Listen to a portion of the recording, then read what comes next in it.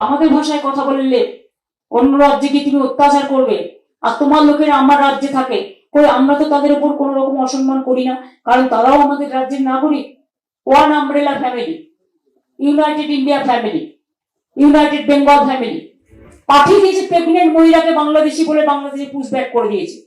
বাংলাদেশের কোর্ট বলে যে এরা বাংলাদেশের লোক নয়, এরা বেঙ্গলের লোক, ফেরত নিয়ে যাও। দিল্লি থেকে বাংলায় লিখেছে বলে সে বেচারা ইংরেজি জানে না, তার কি দোষ? যে যার মতো ভাষা লিখবে, সেই জন্য ডিফারেন্ট টাইপের অফিসার নেওয়া হয়। যে 99.99% ক্ষেত্রে যাদের পুশিং করা হয়েছে তারা বাংলাদেশি। একটি আধটি ব্যতিক্রমী ঘটনা ঘটলে প্রশাসন তা নিয়ে ব্যবস্থা নিচ্ছে, দূতাবাস তা নিয়ে ব্যবস্থা নিচ্ছে, বিদেশ মন্ত্রক তা নিয়ে ব্যবস্থা নিচ্ছে। এ নিয়ে হইচই করার কিছু নেই।